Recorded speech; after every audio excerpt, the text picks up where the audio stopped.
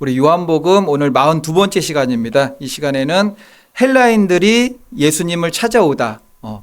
유대인들이 처음 복음을 받아가지고 찾아오면 좋겠는데 유대인들은 이날 예수님을 죽일 계획만 하고 있는데 전혀 뜻밖의 헬라인들, 디아스포라 유대인도 아니고 그냥 외국인들이에요.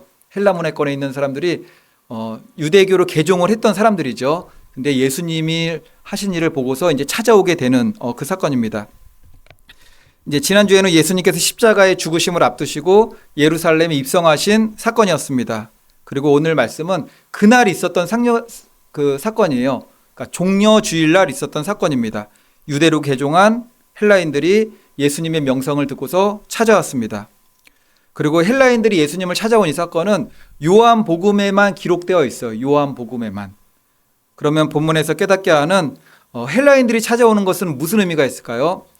이스라엘 백성이 선택받은 민족임에는 분명해요. 그 선택이라는 것은 그들만 구원받았다가 아니라 하나님께서 이스라엘 백성을 통하여서 그들에게 복음이 먼저 들어가고 그들을 향하여서 땅끝까지 온 민족에게 복음을 전파하는, 그래서 제사장 국가잖아요. 제사장이 구약시대에서는 하나님과 이스라엘 백성들을 연결시켜주는 그런 역할을 했습니다. 그러니까 제사장 국가라는 것은 하나님과 하나님을 알지 못하는 불신자들을 복음으로 연결시켜주는 그런 이제 역할을 하는, 그렇게 부름받았는데 그 일을 감당하지 못하니까 이방인들에게 다 가게 된 거죠. 그러면 온 인류를 향한 우리 예수님의 사랑은 어떠하신가 말씀을 한번 살펴보도록 하겠습니다. 이제 성경 구절은 앞에도 나옵니다. 20절 말씀 우리 다 같이 한번 읽겠습니다. 명절에 시작. 명절에 예배하러 올라온 사람 중에 헬라인 몇이 있는데 예수님 당시 유월절이 되면은 예루살렘 성전에 유대인뿐만 아니라 이스라엘 경내뿐만 아니라 외국에서 다 모여들었어요. 그리고 유월절, 무교절 있는데 그러니까 하루에 끝나는 절기가 아니에요. 유월절이 끝나면은 무교절로 이어지고 거의 일주일 넘게 그 행사를 하고 그 전에 이제 다 걸어서 도보로 왔으니까는 미리 와가지고 방도 잡고 그렇게 하는 거죠. 그러니까 지금 같으면 특수를 맞는 겁니다. 상인들은 이제 잠도 자고 물건도 팔고 아주 호황을 이루는 거죠. 그러면 이들이 왜 먼 여행을 하면서까지 유월절을 지키겠다며 예루살렘에 모였는가? 헬라인들을 말하는 겁니다. 여기서 한 가지 생각할 수 있는 것은 이들은 아직 유대교에 머물러 있어요. 예수 그리스도가 누구인지는 잘 모릅니다. 진리를 찾아 갈망은 하지만 예수님에 대해서는 잘 모르죠. 일단 하나님을 사모하는 신앙이 있었던 겁니다. 헬라인들이 뭐죠? 철학의 도시잖아요. 철학의 도시. 그 철학적인 사고로도 철학가 나오면 진리를 아나요? 철학가 나오신 분들 보면은 토론 같은 거 좋아하고 종교적인 얘기하면은 그분들이 믿음은 없지만 하나님에 대해서 말은 잘하는 것 같아요. 말은 잘하고 어쩔 때는 목사님보다도 말을 더 잘할 수도 있죠. 그냥 철학적으로 합하면은 진리가 아니래서가 아니라 말로 이길 수도 있는 거예요. 근데 그 철학에서도 진리를 발견하지 못하는 거죠. 그러니까는 유대교로 이렇게 개종을 했던 것 같아요. 유대교 개종자들이라고 볼 수가 있죠. 이제 유월절날 온 거 보니까는. 그리고 요한복음 12장 20절은 이방인 개종자로 헬라인이 있었습니다. 이것은 예수 그리스도의 복음이 이제 헬라인에게, 그 헬라인 부류만 말하는 것이 아니라 이스라엘을 벗어난 온 백성 민족에게도 이제 복음이 전파될 것이다라는 예표적인 사건이에요. 그러니까 십자가 사건을 앞두고 헬라인이 왔잖아요. 복음이 땅끝까지 전파될 것이다.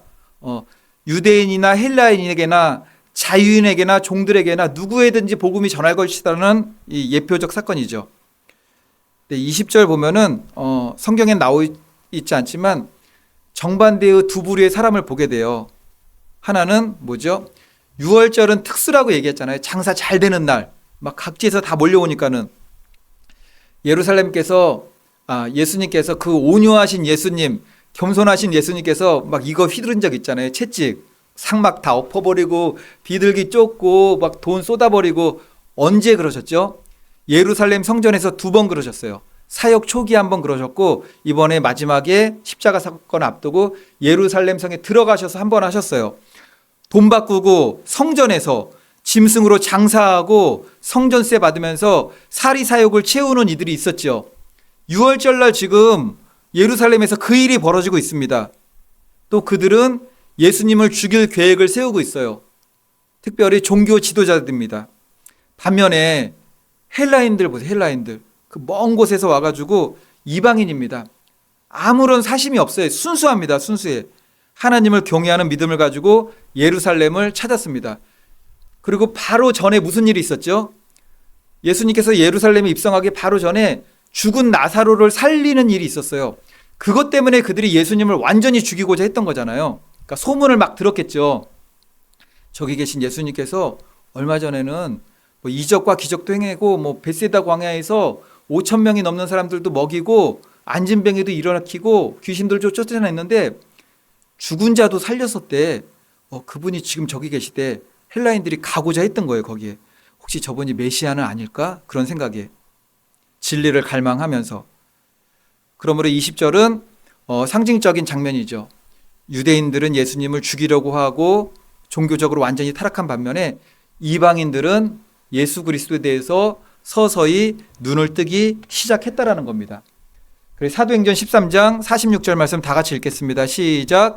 바울과 바나바가 담대히 말하여 이르되 하나님의 말씀을 마땅히 먼저 너희가 전할 것이로되 너희가 그것을 버리고 영생을 얻기 합당하지 자처하기로 우리가 이방인에게로 향하노라. 이래서 이방인에게로 복음이 가게 되었던 겁니다. 다음 절 우리 21절부터 22절, 제가 21절 먼저 읽고 우리 성도님들 22절 읽겠습니다. 그들이 갈릴리 벳세다 사람 빌립에게 가서 청하여 이르되 선생님이여 우리가 예수를 뵙고자 하나이다 하니 빌립이 안드레에게 가서 말하고 안드레와 빌립이 예수께 가서 여쭈니. 아멘.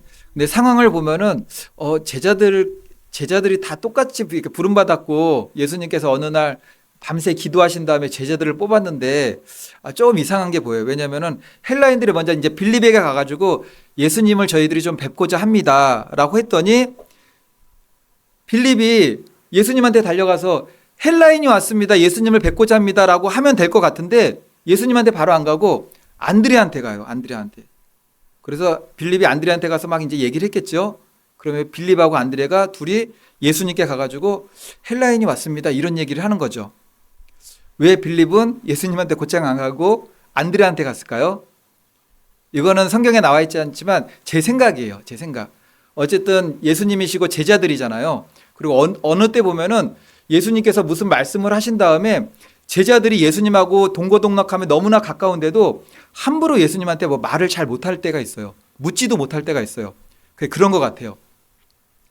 지금까지 헬라인들이 찾아온 적이 없었잖아요. 다 유대인들이었잖아요. 근데 헬라인들이 찾아오니 헬라인들은 이방인이잖아. 이방인. 그 당시 유대교가 가지고 있었던 사상은 뭐죠?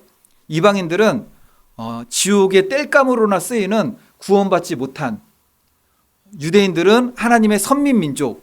지금 제자들이 예수님을 따라다니고는 있지만 그 사상이 깨지지가 않았어요. 그래가지고 예수님 부활 승천 이후 예수님은 승천하시고 성령이 왔는데도 불구하고 할례 받는 것 때문에도 막 이게 고민이 있고, 베드로 같은 경우에는 이방인들에게 복음을 전하는 것을 깨달았어요. 복음 전하다가 또 누가 오니까는 이방인들하고 같이 안 있었던 것처럼 쓱 빠지고 그러잖아요. 그러니까는 그 사상이 아직 남아 있었던 거죠. 헬라인이 저 이방인들이 왔는데 예수님한테 데려가도 되나 안 되나?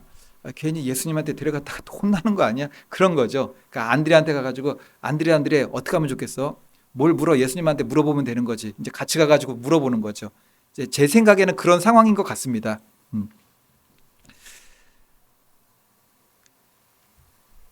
실제로 안드레는 왜 그러면은 베드로도 있고 요한도 있고 뭐 다 있는데 왜 안드레한테 갔을까? 성경 보면은 안드레가 중간에서 중재자 역할을 잘했던 장면들이 여러 번 나와요. 첫 번째, 안드레는 연결을 잘하는 사람이에요. 시몬 베드로, 반석, 그 베드로를 예수님께 인도한 사람이 누구입니까? 안드레. 베드로가 형, 안드레는 친동생. 오병이어 기적 때 다 배고파가지고 뭐 기진맥진 쓰러지겠다 그럴 때 도시락 들고 있던 그 어린 소녀 예수님 앞에 이렇게 손잡고 데려간 그 제자가 누구입니까? 안드레. 그러니까 이게 은사죠. 은사. 연결하는 은사. 인도에서 주님께로 연결해주는 은사. 그래서 아마도 이제 빌립은 그랬던 것 같아요. 야, 안드레가 그래도 그런 걸 잘 판단하고 잘 연결하니까는 안드레한테 한번 가봐가지고 같이 가는 게 좋겠다라고 그랬을 것입니다. 우리가 반드시 기억해야 되는 것은 예수님께서 헬라인들을 막으셨습니까? 그렇지 않죠. 예수 그리스도의 복음에는 차별이 없는 것입니다. 아마 이럴 수도 있어요. 이게 이제 큰 교회예요. 큰 교회라고 생각할게요. 근데 정말 이게 뭐 어디 유튜브 보면은 그런 거 막 찍으신 분들도 있긴 하던데 노숙인이 막 와가지고 목사님을 만나자고 그러는 거예요. 큰 교회니까 이제 전도사님들도 있고 뭐 사무실 사람들도 있을 거 아니에요. 갔더니 아, 목사님은 안 만나셔요. 이게 물어보나 말아요. 그런 게 될 수도 있는 거죠. 그런 게 예를 들면은 그 당시 사고 방식이 그랬다는 거예요. 유대인들 말고는 왜 이방인들이 개종은 할 수 있어요. 출애굽기에서도 그랬어요. 출애굽할 때 이방인들도 할례 받으면은 이스라엘 공동체 안으로 들어올 수 있었어요. 그래서 성경은 출애굽기에 그것을 잡족 그렇게 하잖아요. 문제를 만들어내긴 했지만 그런 율법적인 시스템이 있었지만 그럼에도 불구하고 선민민족으로서의 자존심이 아주 강했던 거죠. 그런데 예수 그리스도의 복음에는 차별이 없습니다. 복음은 누구에게나 전해져야 되고 복음은 누구나 들어야 되는 거죠. 로마서 10장 12절 말씀 다 같이 읽습니다. 시작. 유대인이나 헬라인이나 차별이 없음이라 한 분이신 주께서 모든 사람의 주가 되사 그를 부르는 모든 사람에게 부요하시도다. 복음에는 차별이 없습니다. 주께서 누구에게 주가 되셨다고 하셨습니까? 주께서 모든 사람의 주입니다. 모든 사람의 주. 차별은 사람이 하는 거지 하나님이 하는 건 아니죠. 모든 사람의 주가 되신다라는 말씀은 너무나 귀한 겁니다. 성경 보면은 하나님께서 이스라엘 백성들에게 혹 이제 특정 개인에게 나는 너희 하나님이 되리니라고 말씀하실 때가 있어요. 나는 너희 하나님이 되겠고 이런 표현들이 있죠. 이거는 너무나 이게 감동적이고 이게 너무나 귀한 겁니다. 특별히 출애굽기에서 많이 나와요. 출애굽기에서 나는 너희의 하나님이 되리니, 너희의 하나님이 되리니. 그 노예 생활하고 있는데 그 하나님이 정말 나의 하나님이라고? 이거는 그냥 사실 하나님이 나의 하나님이라는 게 믿어지는 순간 기적과 이적과 무슨 형통 그런 게 없어도 돼요. 그냥 하나님이 나의 하나님이 되면은 이제 그게 아주 큰 기쁨이고 소망인데 그 믿음이 흐려터지는 순간에 현실이 이렇게 막 오게 되는 거죠. 다윗의 시편에서 정말 많이 나오는 표현이 뭐냐면은 나의 하나님, 나의 하나님. 그거잖아요. 나의 하나님. 근데 나는 너희 하나님이 되리라. 나는 너희 하나님이 되겠고 그리고 다윗이 믿음의 사람들이 하나님을 부를 때 나의 하나님, 나의 하나님 이거는 하나님과 나와의 관계에서 친밀함이에요. 친밀함. 그리고 하나님과 내가 언약 관계에 있다라는 아주 깊은 친밀함의 표현이죠. 그래서 사도 바울은 나의 하나님, 나의 하나님 그러지만 하나님은 나의 하나님만 되는 건 아닙니다. 절대로. 주께서는 모든 사람의 주가 되시는 겁니다. 근데 이런 얘기를 할 때 특별히 우리가 조심해야 될 게 있어요. 들을 때 나의 하나님, 나의 하나님이라고 누군가 얘기할 때 나의 하나님이라고 얘기하지만 그것이 그분의 하나님만이 아니라 나의 하나님이라고 느껴지는 그런 영적인 교류가 있잖아요. 그런데 어느 순간 어떤 분들 보면은 나의 하나님이라고 그러는데 저분이 하나님을 자기한테만 역사하는 하나님으로 표현하네? 그러면은 이게 거부 반응이 드는 거죠. 이 영적인 거부 반응이. 무슨 말씀이냐면은 하나님은 나의 하나님이십니다.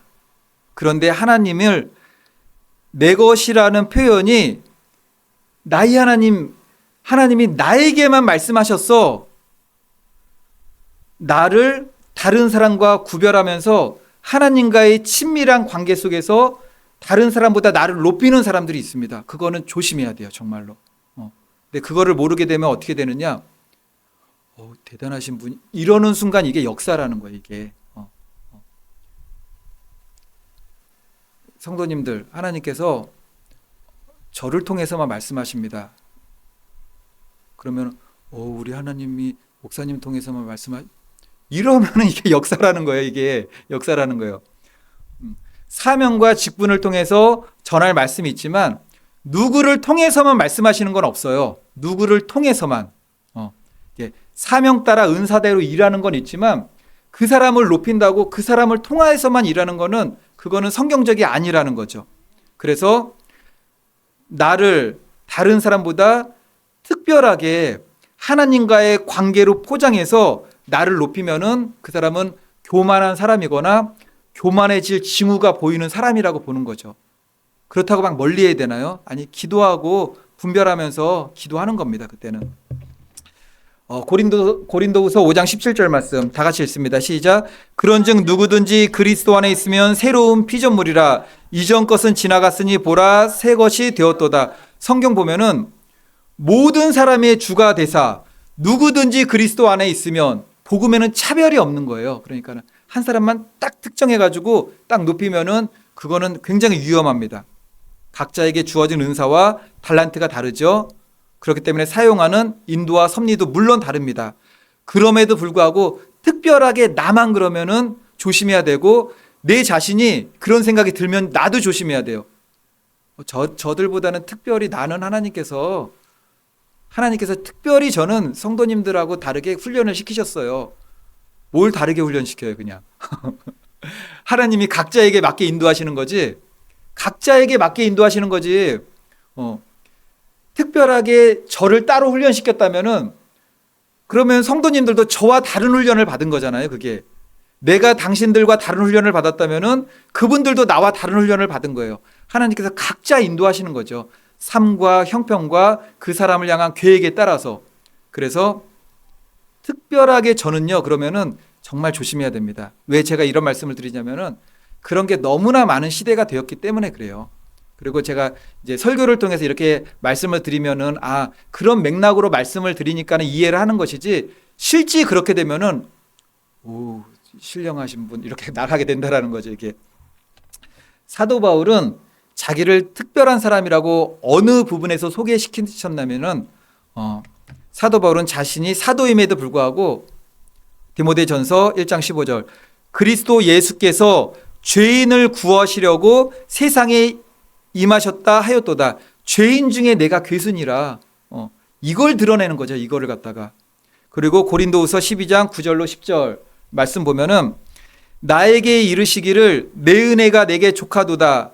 이는 내 능력이 약한 데서 온전하여 짐이라 하신지라. 그러므로 도리어 크게 기뻐함으로 나의 여러 약한 것들에 대하여 자랑하리니. 뭘 자랑해요? 나의 약한 것들에 대하여 자랑하리니 이는 그리스도의 능력이 내게 머물게 하려 함이라. 그러므로 내가 그리스도를 위하여 약한 것들과 능력과 궁핍과 박해와 공고를 기뻐하노니 이는 내가 약한 그때에 강함이라. 약한 것을 드러낼 때 은혜가 뭐죠? 같이 기도하잖아요. 같이. 나의 잘남을 드러내면 어떻게 되죠? 사람들이 그 밑에 엎드리거나 이게 영적으로 이게 막 분리가 되는 거예요. 이게 그런 겁니다. 죄인 중에 괴수인 나 같은 죄인을 구원해 주신 하나님의 이름만 높이는 거잖아요. 이거 사실 또 자기의 약함을 자랑하면서도 자기의 죄인됨을 자랑하면서도 나를 구원하신 하나님, 약한 자로 강하게 하시는 그 하나님을 높이는 것입니다. 12제자로 부름 받았기 때문에 특별한 사람입니까? 아니죠. 12제자, 그 제자라는 직함, 사도행전에서 사도라 부르게 된 것은 하나님의 부르심이고 사명이에요. 이게 어떤 이들은 사도로, 어떤 이들은 교사로, 어떤 이들은 선지자로, 어떤 이들은 목사로 부르심입니다. 이건 특별함이 아니에요. 하나님께 우리 각자 한 사람은 다 특별한 존재인 거죠. 누구만 특별한 건 없어요. 이게 우리 신체에서 신체의 비유가 있지 않습니까? 뭐 눈이 코도로 너가 없으면 좋겠다. 이 코가 없으면 어떻게 되죠? 이가 없으면 어떻게 되죠? 이게 평생 사람들 앞에 잘 드러나지도 않는 새끼발가락이 없으면은 힘이 안 가진다면서요. 이거 귀찮아가 손톱 깎기도 힘든데 손톱 다 뽑아버리면 어떻게 되죠? 손에 힘이 안 들어가요. 손톱이 지탱이 안 돼가지고 발톱 다 뽑아버리면 힘이 안 들어가는 겁니다. 누구든지 그리스도 안에 있으면 새로운 피조물, 주께서는 모든 자의 주가 되십니다. 이제 안드레와 빌립이 헬라인들이 예수님을 뵙고자 한다고 하니까는 예수님께서 무슨 얘기를 했죠? 그들에게 말씀하신 것이 24절 말씀 밑으로 나오는 것이 십자가의 도에 대한 말씀이에요. 예수님께서 죽으실 것이다, 고난받으실 것이다, 그것을 말씀합니다. 24절 말씀 우리 다 같이 한번 읽겠습니다. 시작. 내가 진실로 진실로 너희에게 이르노니 한 알의 밀이 땅에 떨어져 죽지 아니하면 한 알 그대로 있고 죽으면 많은 열매를 맺느니라. 아멘. 제가 이 말씀을 들으면서 오랫동안 말씀 자체는 은혜가 되는데 이해가 안 되는 게 있었어요. 우리 성도님들 씨를 갖다가 뿌리면은 걔가 죽습니까? 살아가지고 서서히 뿌리도 내리고 이게 줄기도 올라오고 그렇게 시작되는 거잖아요. 죽으면 그냥 끝인데 왜 성경 말씀은 한 알의 밀이 땅에 떨어져 생명을 돋우면 이래야 되는데 왜 땅에 떨어져 죽으면, 죽지 아니하면 한 알 그대로 있고 죽어야만 많은 열매를 맺는다고 하였을까요? 이거 누구를 말씀한 걸까요? 예수 그리스도. 어떤 거냐면은 죽는 거 말씀하시는 거예요. 죽는 거. 세상적인 원리는 살아 있어야 열매를 맺는데 믿음의 영적 원리는 죽어야 살아요. 십자가가 있어야 부활이 있는 겁니다. 그냥 죽은 척하면 안 돼요. 3일 지나서 완전히 장사되고 이거 다 동여매야 돼요. 이거 다 동여매가지고 그냥 하고 이게 무덤문 닫아야 돼요. 무덤문만 닫아도 이게 소용없어요. 예수님이 나사로한테 왔더니 사람들이 뭐라 그러죠? 이게 동굴, 이게 굴 옮기라고 그러니까는 냄새가 나나이다 그러잖아요. 완전히 끝난 거예요. 그래야 살아나요. 그래가지고 제가 요한복음 오늘 이 말씀 보다가 그래서 죽는다는 표현을 갖다가 이렇게 하셨구나. 그렇다고 제가 이 말씀이 은혜를 안 받았던 건 옛날부터 은혜는 받았어요. 받았는데 왜 죽는다고 하셨지? 왜 죽었다고 그러지? 씨앗은 항상 이렇게 살아있어야지 생명이 나는데 예수님에 대한 말씀을 24절로 한 다음에 이제 풀어서 계속 말씀을 하시는 겁니다. 땅에 심긴 씨가 죽어 많은 열매를 맺듯이 하나님의 독생자 아들 예수 그리스도께서 자신이 십자가의 죽음으로 많은 영혼을 구원할 것을 이 씨에 대한 비유로 예표적으로 말씀을 하신 것이죠. 그런데 이것은 죽었으나 죽은 것이 아닌 거죠. 그리스도인들에게서는 죽는 것은 생명이고 죽는 것은 부활을 의미하는 겁니다. 죽음이 없이는 부활이 없는 거죠. 죽어야 많은 영혼들을 살릴 수 있는 것입니다.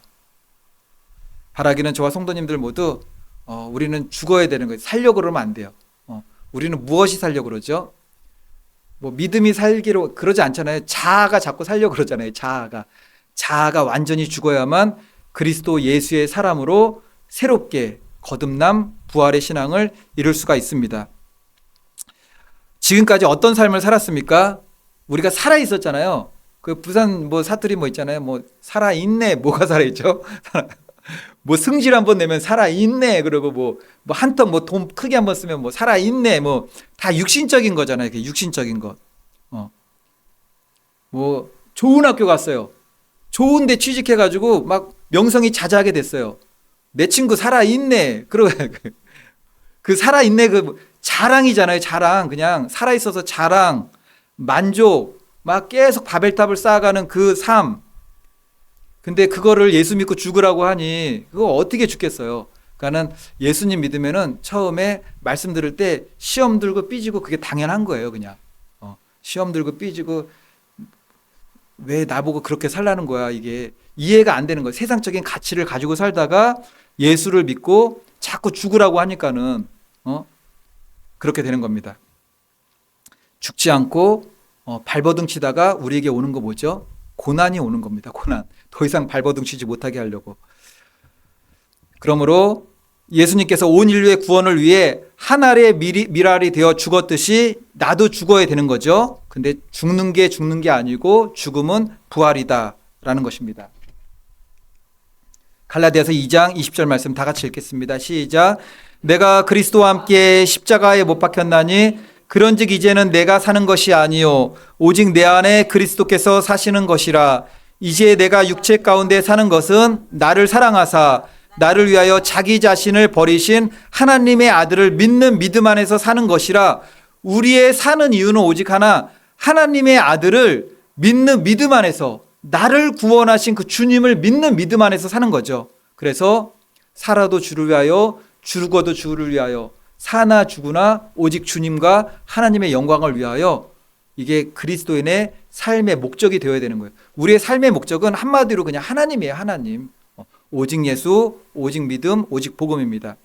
우리 내일 이제 우리 최영자 성도님 침례식이 있습니다. 이제 80을 이제 바라보시죠. 좀 있으면 80을 아주 긴 세월을 살아오셨어요. 긴 세월.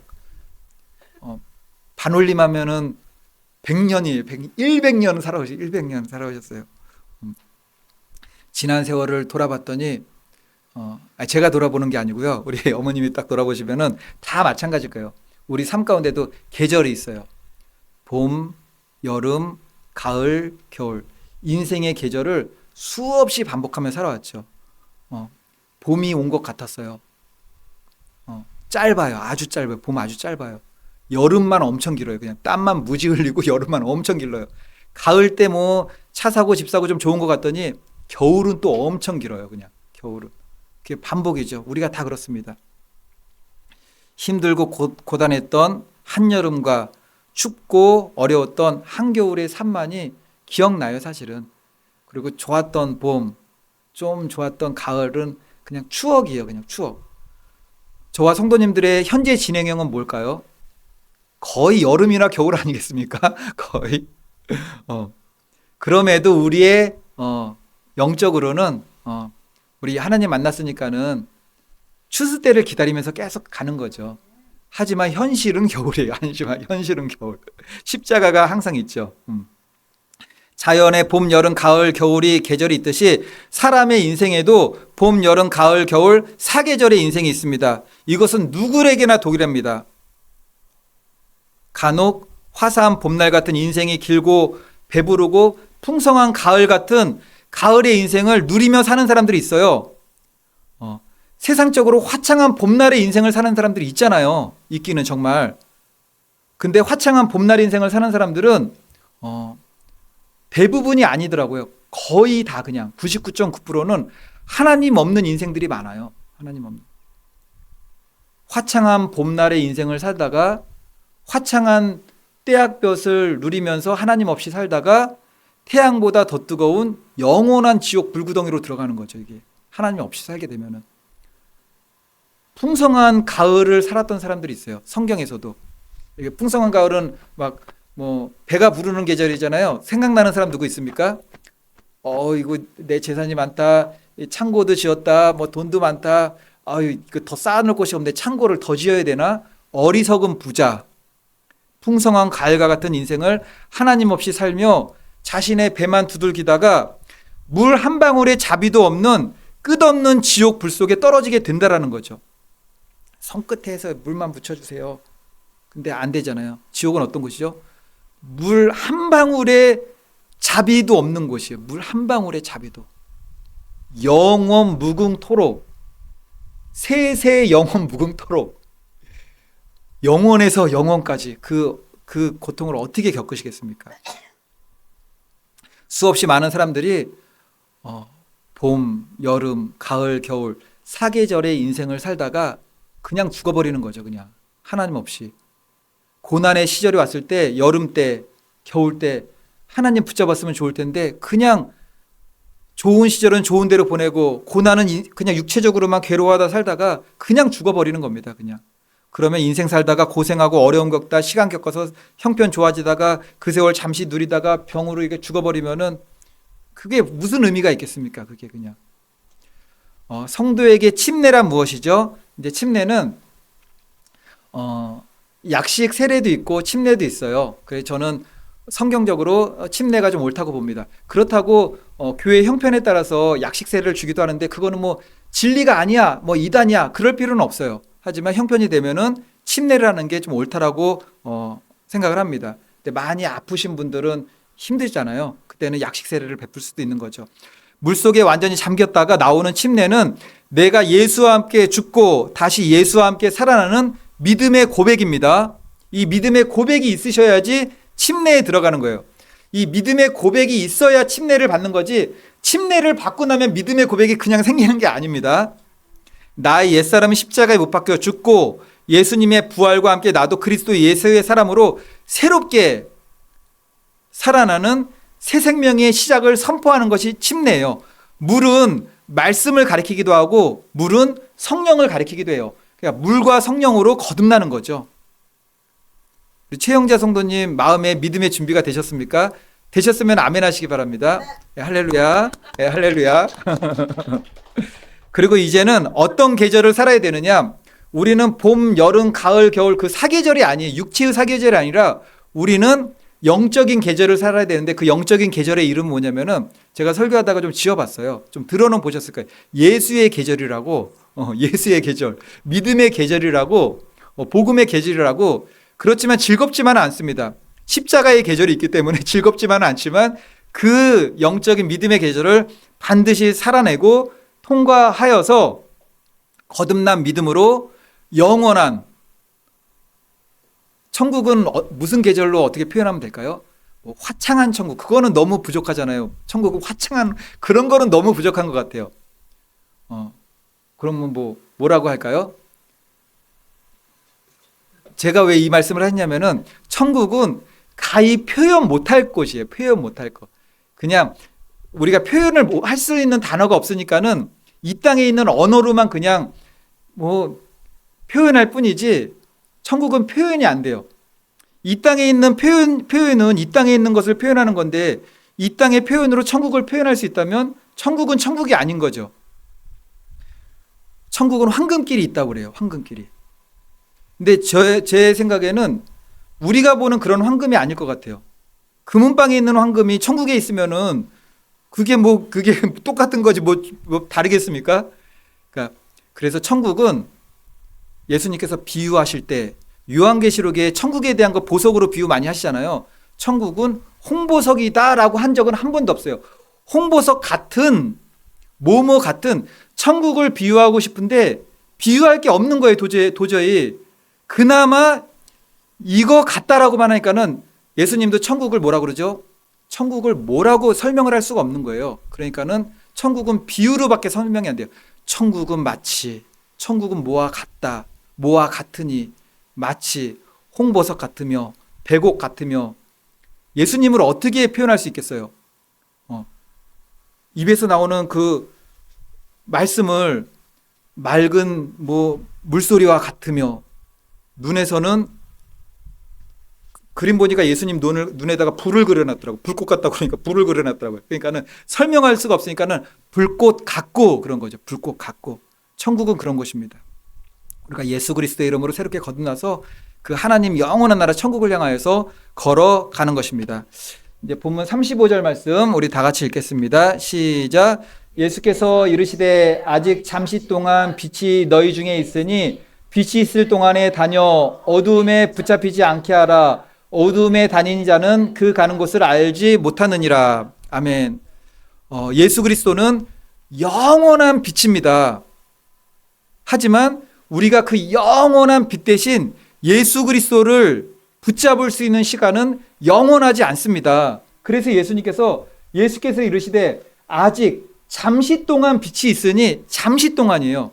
이 당시도 잠시뿐이었고 우리도 잠시뿐입니다. 잠시뿐이에요. 영원하지 않아요.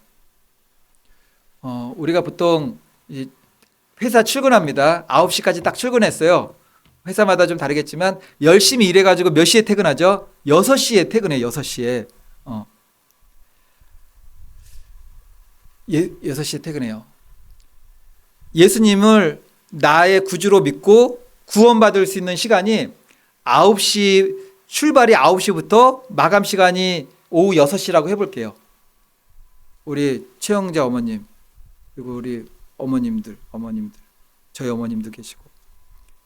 젊으셨을 때는 너무 사는 게 정말 바쁘셔가지고 가족들, 그리고 그것 때문에 여력이 없었어요. 십자가 볼 여력이 없었어요. 그냥 먹고 살 여력밖에 없었어요. 이렇게 그 인생을 살아오신 거잖아요. 그렇게 정말 다 자식들 어떻게 키워보려고. 근데 그때 만약에 이게 시간이 끝났으면 큰일 날 뻔했습니다. 그때 정말 자식 키우다가 그냥 큰일 날 뻔했어요, 정말로. 예. 이제 예수님 믿으려고 출근 몇 시 하셨습니까? 아침 9시부터 오후 9시까지, 아침 9시부터 오후 6시까지가 시간이에요. 예수님 믿으려고 출근 몇 시 하셨죠? 제가 보니까는 오후 5시 50분에 하신 것 같아요. 딱 10분 남겨놓고 이제 10분 남겨놓고 하신 거예요, 지금. 그렇다면 앞으로 주님을 믿을 수 있는 시간, 이 내 남은 생애 가운데 주님께 헌신할 수 있는 시간이 얼마 남았죠? 10분 남았어요. 10분. 10분. 이제 뒤 돌아볼 여유가 없어요. 뒤 돌아볼 여유가. 근데 그럼 우리 어머님 같은 분들만, 얼마 남지 않은 분들만 뒤돌아보지 않느냐? 그게 아니에요. 예수님의 제자들, 사도 바울, 성경에 기록되어 있는 믿음의 사람들 다 언제 예수님 만났냐면은 20대, 30대, 40대, 뭐 10대, 일단 제자들이었으니까는 그 나이 때 만난 거죠. 청년의 때 사도 바울이 다메섹 도상에서 예수님을 만날 때는 완전히 전성기였어요. 완전히 전성기. 말 한마디만 하면 군사들을 막 모을 수가 있었어요. 오전 9시에 출근해서 믿기 시작한 사람들이에요. 그 사람들은. 그런데도 9시부터 퇴근하는 오후 6시까지 한 번도 그들은 뒤로 안 돌아봤던 거죠. 근데 우리는 11시에도 오고 막 3시에도 오고, 어떤 사람들 뭐 그 우편 강도 같은 사람은 우편이라고 성경에 나와 있지 않아요. 근데 성경의 그 믿음의 원리를 보면은 오른편의 능력, 오른편의 구원, 그러니까 이제 오른편 강도라고 얘기는 하지만, 오른편 그 우편 강도, 그 강도는 5시 59분 한 59초에 온 거 아닌가요? 그 주여 나를 구원하소서 그렇게 간 거잖아요. 이렇게. 그런 믿음도 있다라는 거죠. 어쨌든 우리가 언제 어느 때 예수님을 믿기 시작했던지 우리는 아무도 뒤돌아보지 말고 오직 예수 그리스도를 향하여서 오직 예수님을 부르면서 오직 복음 붙들고 오직 믿음으로만 살아야 된다라는 것입니다. 어떤 믿음을 살아야겠습니까? 근데 걱정하지 않으셔도 돼요. 왜냐면은 근데 5시 50분에 부름 받았는데 나한테는 시간이 없네 라고 우리 모두가 다 그렇게 생각을 할 거예요. 정말 하나님께서 원하시는 믿음의 삶이란 무엇이죠? 30년 믿음 생활했다, 40년 믿음 생활했다, 그거 아닙니다. 나 권사가 됐다, 나 장로가 됐다, 나 사업이 잘 돼서 교회를 건축했다, 그것도 아니에요. 그거는 나중에 상급으로 받고 면류관으로 받을 수는 있는 것이지만, 하나님께서 정말 우리에게 원하는 삶은 단 하루를 살더라도 그리스도 예수의 사람으로 새롭게 창조된 피조물로 사는 거예요. 새로운 피조물로. 거듭나게. 내게 남은 시간, 이 땅에서 얼마 남아있던지 정말 믿는 순간부터 남은 시간 하루하루 하나님 사랑하고 이웃 사랑하라는 그 계명 따라서 믿음의 길 걸어가는 겁니다. 마태복음 20장 보면은 제가 말씀드린 포도원 농부의 비유가 나옵니다. 농부가 하나님이 일꾼을 불렀어요. 일꾼 불렀는데 오전 9시부터 딱 부르기 시작하니까는 9시부터도 막 사람들이 막 몰려왔어요. 좀 늦은 사람들은 12시, 오후 3시. 이제 다 문 닫을 시간 됐어요. 이제 더 이상 일꾼들 필요 없고 문 닫고 좀만 일하면 가면 돼. 근데 어떤 사람이 문을 비집고 들어온 거죠. 5시에. 5시에 들어왔어요. 근데 그 포도원 주인이 모두에게 동일한 품삯을 줬잖아요. 동일한 품삯을. 어떻게 그럴 수 있을까요? 단 하루를 살더라도 그리스도 예수의 사람으로 거듭난 창조된 피조물을 사는 겁니다. 그걸 원하시는 거죠. 그래서 예수님께서 그 비유를 말씀하신 다음에 포도원 품꾼의 비유 5시에 왔지만 동일한 품삯을 받은 그 품꾼의 이유 말씀을 한 다음에 말씀하신 것이 그 유명한 마태복음 20장 16절입니다. 다 같이 읽겠습니다. 시작. 이와 같이 나중된 자로서 먼저 되고 먼저 된 자로서 나중되리라. 늦게 믿었다고 낙심할 필요가 없어요. 먼저 온 것 같으나 나중된 사람이 있고 나중된 자지만 먼저 된 자가 반드시 있습니다. 그러니까 하루를 살더라도 예수님의 제자처럼 하나님의 사람으로 살면은 그것이 큰 상급이 된다라는 거죠. 바라기는 이제 내일 침례 받으시는 우리 최영자 성도님 그리고 우리 오직 예수교회 성도님들 모두 우리가 다 나중된 사람들이에요. 사실은 모태신앙 먼저 된 것 같죠? 아니에요. 다 나중된 거예요, 그냥. 그때 안 믿으면 안 되는 거예요. 지금부터 믿어야 돼요, 지금부터. 우리가 다 나중된 사람입니다, 나중된 사람. 먼저 됐든, 나중됐든, 믿음의 결론은 먼저 된 자로 다 끝나야 돼요, 우리가. 다 먼저 된 자로 끝나야 됩니다. 그런 믿음 되시기를 우리 예수님의 이름으로 축원을 드리겠습니다. 이제 끝으로 36절 말씀 보고서 마치겠습니다. 다 같이 읽겠습니다. 시작. 너희에게 아직 빛이 있을 동안에 빛을 믿으라. 그리하면 빛의 아들이 되리라. 예수께서 말씀하시고 그들을 떠나가서 숨으시니라. 왜 숨었는지 아시죠? 나사로 살려낸 다음부터 지명수배자였어요. 그때부터는. 근데 막 숨으시기도 하지만 막 드러내요. 근데 또 못 잡아요. 십자가에 돌아가시기 전까지는 하나님의 뜻 가운데 지키시는 일이 있었던 거죠. 다 우리가 여기서 너희에게 아직 빛이 있을 동안에 믿을 수 있는 시기가 있어요. 때가 있어요. 아무 때가 아닙니다. 그 시간이 지나지게 되면은 우리가 예수 그리스도를 나의 구주로 영접할 수 있는 시간이라는 것이 보통은 우리의 마지막 호흡이 멈추는 순간까지라고 하지만 살아있는 동안에도 마음이 화인마진자 되어서 완전히 강팍하게 되면은 살아있어도 믿을 수 없는 마음 상태가 되는 이들도 있습니다. 분명한 것은 예수님을 믿을 수 있는 유효기간이 있어요. 유효기간. 그런데 주의를 보십시오. 젊어서부터 노년에 이르기까지 그러다가 호흡이 멈추기까지 아주 죽는 그 순간까지 예수님 안 믿는 사람들이 너무나 많잖아요. 그런데 어떠한 경위로 누군가의 인도로 어떠한 이게 사건이나 무슨 간증할 만한 일을 통해서 하나님을 알게 되는 계기가 생겼고 믿게 되었어요. 내 안에 믿음이 생겼어요.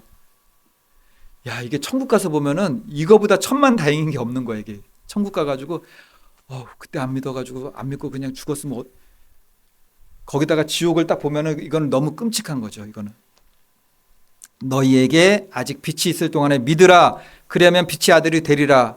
이 말씀 의지하여서 다시 한번 나의 믿음을 점검하고 나는 정말 구원에 이르는 믿음의 길을 가고 있는가 점검하실 수 있기를 바라겠습니다.